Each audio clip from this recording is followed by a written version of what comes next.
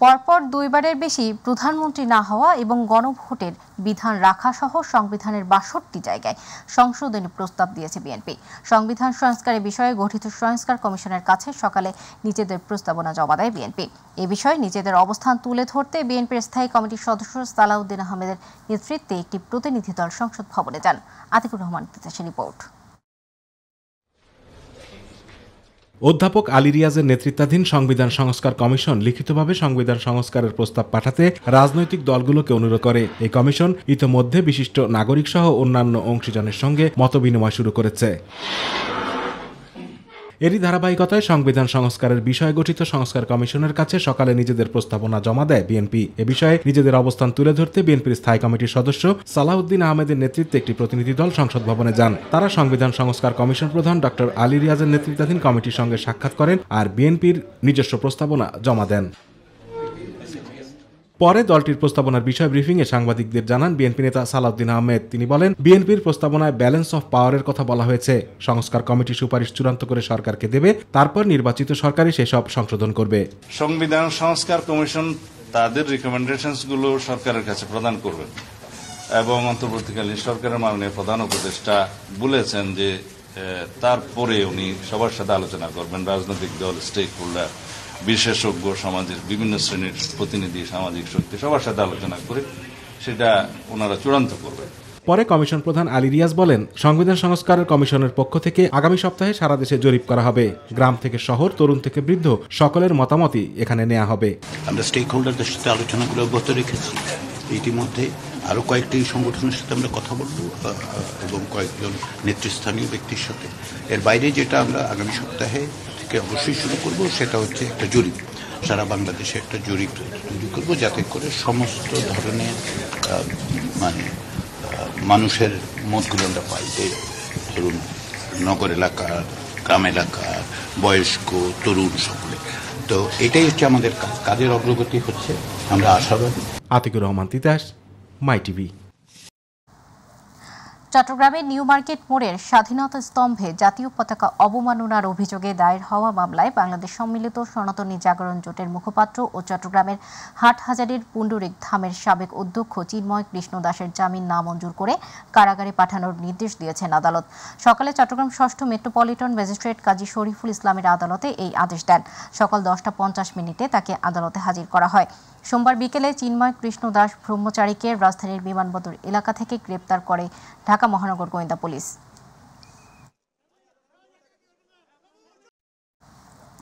চিন্ময় কৃষ্ণ দাসকে কোনো সম্প্রদায়ের নেতা হিসেবে নয়, রাষ্ট্রদ্রোহের মামলায় গ্রেপ্তার করা হয়েছে বলে জানিয়েছেন পল্লী উন্নয়ন ও সমবায় মন্ত্রণালয় এবং যুব ও ক্রীড়া মন্ত্রণালয়ের উপদেষ্টা আসিফ মাহমুদ সজীব ভূঁইয়া। সকালে রংপুরের পীরগাছা উপজেলার পাওটানাহাট কলেজে মতবিনিময় সভায় যোগদান করে তিনি কথা বলেন। আসিফ মাহমুদ বলেন, সব সময় উন্নয়ন বৈষম্যের শিকার উত্তরবঙ্গের মানুষ। মতবিনিময় শেষে উপজেলার অসহায় ও দুস্থদের মাঝে শীতবস্ত্র বিতরণ করেন তিনি।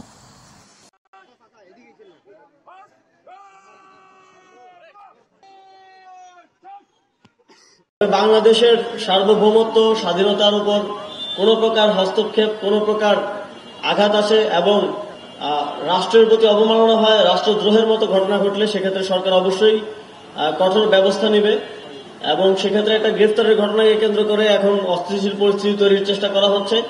আমরা স্পষ্টভাবে বলতে চাই, কেউ যদি রাষ্ট্রদ্রোহের মতো ঘটনায় যুক্ত থাকে, সে যেই হোক, যত বড় নেতাই হোক, তাকে কোনো প্রকার ছাড় দেওয়া হবে না।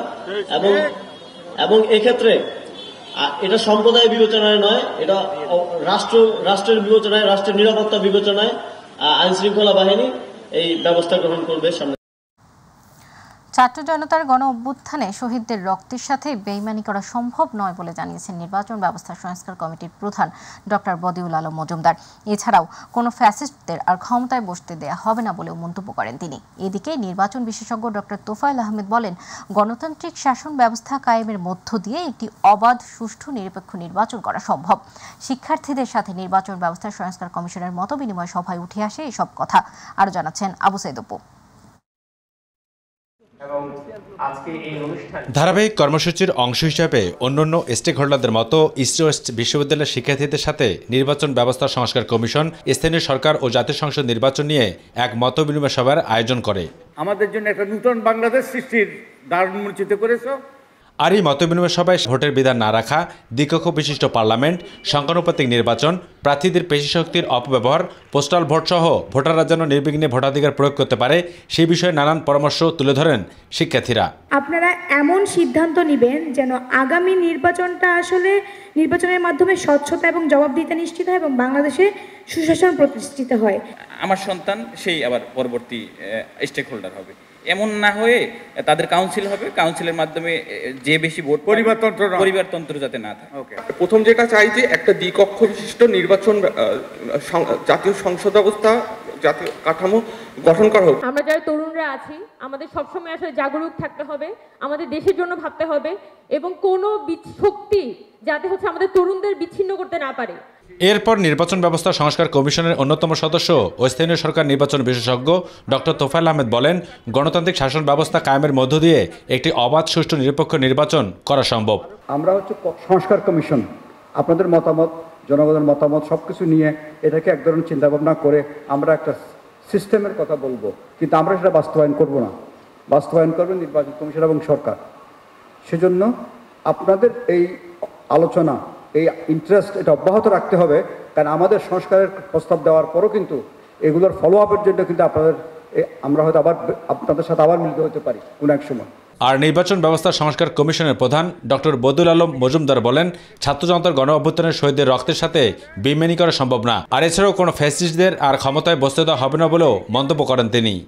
আমরা এদের আত্মত্যাগ বিচার দিতে দেব না এবং আমি আমার সহকর্মীদের পক্ষ থেকে সে অঙ্গীকার করছি, আমরা বিচার দিতে দেব না। আমরা সততার সাথে, নিষ্ঠার সাথে এবং আন্তরিকতার সাথে আমাদের কাজটা করব, যাতে আমরা একটা সুন্দর গণতান্ত্রিক ব্যবস্থা আমরা প্রচলন করতে পারি এবং তোমরা আমাদের ভবিষ্যৎ বংশধর জন্য দুধে ভাতে থাকে। এ সময় নির্বাচন ব্যবস্থা সংস্কার কমিশনের সকল সদস্য উপস্থিত ছিলেন। পক্ষ থেকে জিমামুল হক, আবু সাদ অপু, মাই টিভি, ঢাকা। ডেমরার মাহবুবুর রহমান মোল্লা কলেজের সামনে পরিস্থিতি এখনও থমথমে, তবে জনজীবন ও যান চলাচল স্বাভাবিক। সকাল থেকে কলেজ প্রাঙ্গণে পর্যাপ্ত পুলিশ ও সাঁজোয়া যান মোতায়েন করা হয়েছে। পুলিশ জানিয়েছে, সোমবার ঘটে যাওয়া হামলা ও ভাঙচুরের ঘটনায় মামলা প্রস্তুতি চলছে। সোমবারের সিদ্ধান্তে কলেজ বন্ধ রয়েছে, ভেতরে কাউকে যেতে দেওয়া হচ্ছে না। এদিকে ভাঙা কলেজ ভবন দেখতে রাস্তায় ভিড় করছেন উৎসুক মানুষ। গতকাল ঢাকা সিলেট মহাসড়কের যান চলাচল বিঘ্নিত হলেও আজ স্বাভাবিক রয়েছে। আইন শৃঙ্খলা পরিস্থিতির অবনতি যাতে না হয় সেজন্য 2 প্লাটুন ফোর্স মোতায়েন রয়েছে। পাশাপাশি সড়কে যান চলাচল স্বাভাবিক রাখতে পুলিশ কাজ করছে।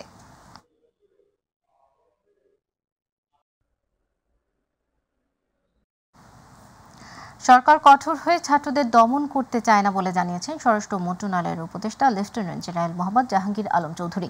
তিনি বলেন, কলেজের সমস্যা আলোচনা করে সমাধান করতে হবে, এজন্য আমাদের শিক্ষকরা রয়েছেন।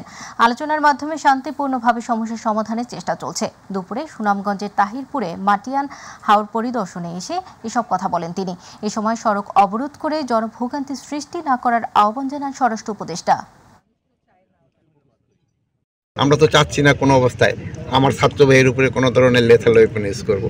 আমরা চাচ্ছি যে আলোচনার মাধ্যমে যদি সমস্যাটা সমাধান হয় ওটা ভালো, শান্তিপূর্ণভাবে সমাধান। এটা আমার এই ছেলে, আমার এই ভাই, এরা আমি কার উপরে এই কঠোর হব?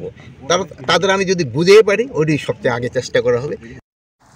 2013 সালের 5 মে রাজধানীর মতিঝিলে শাপলা চত্বরে হেফাজতের সমাবেশে গণহত্যার ঘটনায় সাবেক প্রধানমন্ত্রী শেখ হাসিনা, সাবেক পুলিশ প্রধান বেনজির আহমেদ, সাবেক সেনাপ্রধান আজিজ আহমেদ, তারিক আহমেদ সিদ্দিকী সহ 44 জনের বিরুদ্ধে অভিযোগ দায়ের করা হয়েছে।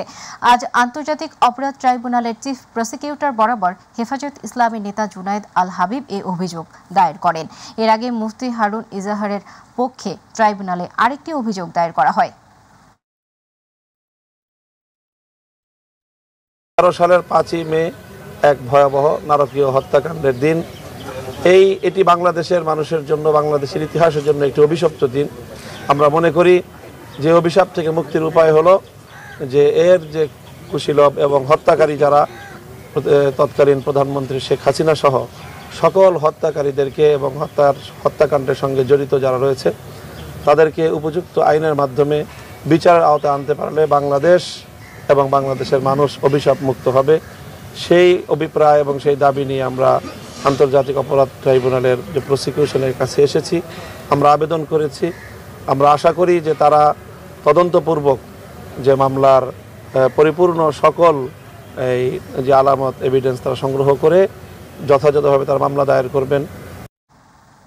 ঢাকা চট্টগ্রাম রেলপথের কুমিল্লার বুড়িচং উপজেলার কালিকাপুর এলাকায় ট্রেনে থাকায় ব্যাটারি চালিত অটোরিকশার 5 যাত্রী নিহত হয়েছে। এতে আহত হয়েছে আরও 2 জন।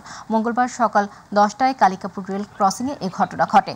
নিহতের বিষয়ে নিশ্চিত করে বুড়িচং থানার ভারপ্রাপ্ত কর্মকর্তা ওসি আজিজুল হক জানান, চট্টগ্রাম থেকে ছেড়ে আসা চট্টলা এক্সপ্রেস ট্রেনটি সকাল 10টায় বুড়িচং উপজেলার কালিকাপুর এলাকায় একটি অবৈধ ক্রসিং দিয়ে পার হওয়ার সময় যাত্রীবাহী অটোরিকশাকে ধাক্কা দেয়। ট্রেনে ধাক্কায় অটোরিকশায় থাকা 4 যাত্রী ঘটনাস্থলে নিহত হয়। এছাড়া হাসপাতালে নেয়ার পথে আরও 1 যাত্রীর মৃত্যু হয়। এই ঘটনায় আহত হয় অন্তত আরও 3 জন। আহতদের অবস্থা আশঙ্কাজনক হওয়ায় নিহতের সংখ্যা বাড়তে পারে বলে আশঙ্কা করা হচ্ছে।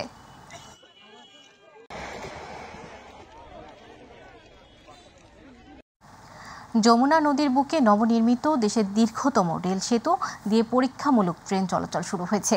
আপ ও ডাউন লাইনে 2টি ট্রায়াল ট্রেনের মাধ্যমে শুরু হওয়া এই টেস্ট রান চলবে আজ ও আগামীকাল। সকাল 9:30টায় একই সাথে নদীর সিরাজগঞ্জ প্রান্ত থেকে একটি ও টাঙ্গাইল প্রান্ত থেকে একটি ট্রেন চালিয়ে পরীক্ষা করেন প্রকৌশলীরা। প্রথমে ঘন্টায় 10 কিলোমিটার, পরে 20 কিলোমিটার ও শেষে 40 কিলোমিটার গতিতে ট্রেন চালানো হয় সেতু দিয়ে পরীক্ষামূলক ট্রেন চলাচলের সময় কোনো ত্রুটি বিচ্যুতি পাওয়া যায়নি বলে জানিয়েছেন প্রকৌশলীরা। মোট 4.8 কিলোমিটার দৈর্ঘ্যের এই রেল সেতু দেশের দীর্ঘতম প্রথম ডাবল ট্র্যাকের ডুয়েল গেজের সেতু। জাপান ও বাংলাদেশ সরকারের যৌথ অর্থায়নে রেল সেতু প্রকল্পটি বাস্তবায়ন করছে জাইকা।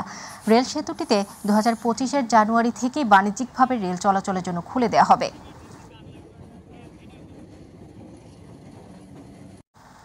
দেশের কোথাও কোথাও শীতের আমেজ অনুভূত হলেও রাজধানীতে এখনো পর্যন্ত পুরোপুরিভাবে পড়েনি শীত। তবে দিনের বেলাতে না হলেও মধ্যরাত থেকে এরই মধ্যে শীতল হাওয়া বইতে শুরু করেছে রাজধানীতে। আর তাই শীতের পোশাক সংগ্রহে নগরের বিভিন্ন বিপণী বিতানে আসতে শুরু করেছে ক্রেতারা। আর ক্রেতাদের চাহিদার উপর গুরুত্ব দিয়ে শীতের পোশাক সংগ্রহে প্রস্তুত নগরের ফুটপাতের পাশাপাশি বিভিন্ন দোকান, শপিং মলের ব্যবসায়ীরা। জাহিদ আহমেদ বাবু রিপোর্ট। রাজধানীতে মধ্যরাতের শীতের হিমেল হাওয়ার আগমনী বার্তা জানান দিচ্ছে দরজায় কড়া নাড়ছে শীত। নগর জীবনে শীত চলে আসা মানেই নগরবাসীর কাছে যেন বিরাজ করে এক অন্য রকমের অনুভূতি। আর তাই নগরবাসীর কাছে শীতের নতুন পোশাক কেনাকাটাও যেন শীত আমেজের অন্যতম অনুষঙ্গ। শীতের হিমেল হাওয়া বয়ে যেতেই শীতের পোশাক কেনাকাটায় ব্যস্ত নগরবাসী। বাচ্চার জন্য সোয়েটার নিচ্ছি, প্যান্ট, শীতের জামা কাপড় নিচ্ছি। আগে নেওয়ার কারণ এখন যদি একটু কমের মধ্যে পাই, শীত তো এখনো পুরোপুরিভাবে পড়ে নাই। নগরীর খিলগাঁও তালতলা মার্কেটের ফুটপাতের দোকানে শোভা পেয়েছে শীতের হরেক রকমের পোশাক, কিন্তু এখনো জমে ওঠেনি শীতের বাজার। হালকা শীতের জন্য এগুলো উঠছে, এগুলো চলতেছে মোটামুটি, কাস্টমার হচ্ছে মোটামুটি ভালো। বাচ্চাদের জন্য জিনিস কিনতেছি, সোয়েটার, প্যান্ট, এগুলো আগে একটু প্রস্তুতি নেওয়ার জন্য এই শীতের কাপড় কেনা। আসলে বাচ্চাদের যা যা লাগে সবই আছে। বিক্রেতারা জানান, শীত বস্ত্র বেচা কেনায় এই সময়ে বড়দের তুলনায় বেশি বেচা বিক্রি হচ্ছে শিশুদের শীতের পোশাক। আলহামদুলিল্লাহ অনেক ভালো, বাচ্চাদের শীতের কাপড় দিচ্ছি। নগরীর বিভিন্ন শোরুম, শপিং মলেও এসেছে সব বয়সী মানুষের হরেক রকমের শীতের পোশাক। প্রাইসটা অনেক রিজনেবল থাকে, এর জন্য কাস্টমার আমরা শীতের ভালো পাচ্ছি। শীত পড়ে যাচ্ছে, চিন্তা করলাম আগে ভাগে কিনে রাখি। জাহিদ আহমেদ বাবু, মাই টিভি, ঢাকা। তথ্য ও সম্প্রচার মন্ত্রণালয়ের উপদেষ্টা নাহিদ ইসলাম বলেছেন, বিভিন্ন গণমাধ্যমের উপরে মানুষের ক্ষোভ তৈরি হয়েছে। কেন এ ক্ষোভ তৈরি হয়েছে এটি জনগণের কাছে স্পষ্ট করা দরকার। তবে কোনো গণমাধ্যম অফিসে ভাঙচুর হলে সেটা সরকার দেখবে। সচিবালয়ে সাংবাদিকদের এসব কথা বলেন তিনি।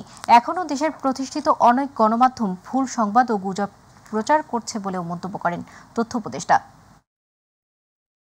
বিগত সরকারের জায়গা থেকে যেরকম নানা ধরনের প্রতিবন্ধকতা তৈরি করা হয়েছিল এবং সাংবাদিকদের তো আসলে নানামুখী প্রতিবন্ধকতা তাদেরকে করা হয়, শুধু সরকারের জায়গা থেকে না, আর অনেক জায়গা থেকে, তাদের আর্থিক জায়গা থেকে, পলিটিক্যাল জায়গা থেকে, এবং সাংবাদিকদের ভিতরেও একটা যেভাবে দোসর শ্রেণী তৈরি হয়েছে, আমরা মনে হয় এর আগে এইভাবে দেখা যায় না। নর্মালি সরকারের সাথে প্রো গভর্নমেন্ট সাংবাদিক থাকে, এন্টি গভর্নমেন্ট সাংবাদিক থাকে, কিন্তু বিগত সময়ে বিগত সরকারের যেইভাবে একটা দোসর শ্রেণী তৈরি হয়েছিল, আসলে এটা আসলে অকল্পনীয়। তারা দলীয় কর্মীর থেকেও আরো বেশি অনুগত হিসেবে কাজ করছে, এরকম সাংবাদিক কিন্তু প্রচুর আমরা দেখেছি।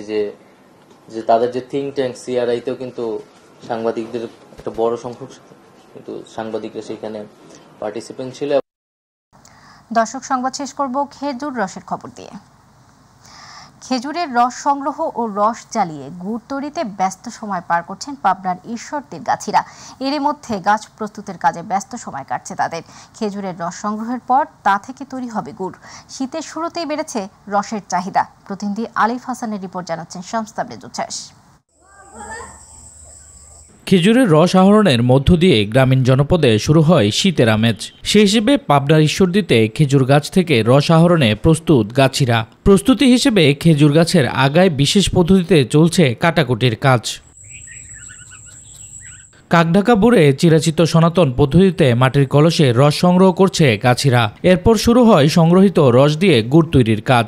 মাটির হাঁড়ি কিংবা টিনের বড় হাঁড়িতে রস জাল দিয়ে তৈরি করা হয় পাটালি গুড়। এই এক সপ্তাহ হলে খেজুরের গাছ কাইটে গুড় উৎপাদন করছি। সব জিনিসের দাম বেশি, গাছের জমাও বেশি। এবার জমা আমারে দিচ্ছে হলো 185-80 টাকা। গুড়ের জন্য একটা হুমকির পথে আছে। গাছিরা জানান অন্যান্য বছরের তুলনায় জ্বালানির দাম, গাছের বর্গামূল্য সব মিলিয়ে এবার 1.5 গুণ বেশি খরচ হচ্ছে খেজুর গুড় তৈরিতে। তবে বাজার আর অনুকূল আবহাওয়া না থাকলে এবার বড় ধরনের ক্ষতির সম্মুখীন হতে হবে তাদের। 2 ড্রাম সর্বোচ্চ 80-90 লিটার রস হয়। এখান থেকে আমাদের প্রায় গুড় হয় হলো 10 থেকে 12 কেজি। লাভ মনে করেন যে খায়া দেয় আর কি, দিন যাওয়ার মতন আর কি। ঈশ্বরদীতে 5520টি খেজুরের গাছ রয়েছে। পাশাপাশি খেজুরের রস ও গুড়ের মান ধরে রাখতে কাজ করছে ঈশ্বরদী কৃষি বিভাগ। আমি মনে করি এটার আসলে একটা বাণিজ্যিক সম্ভাবনাও আছে। তো আমরা কৃষি বিভাগ চাই খেজুর গাছের আবাদ বাড়ুক এবং সেই সাথে আমাদের গুড়ের উৎপাদন বৃদ্ধি পায়। শীতকাল আসলে গ্রাম বাংলায় শুরু হয়ে যেত নতুন রসের তৈরি পিঠাপুলির উৎসব। তবে কালের বিবর্তনে বাংলা হারিয়েছে তার পুরনো ঐতিহ্য। শামস তাবরেজ উচ্ছ্বাস, মাই টিভি নিউজ ডেস্ক।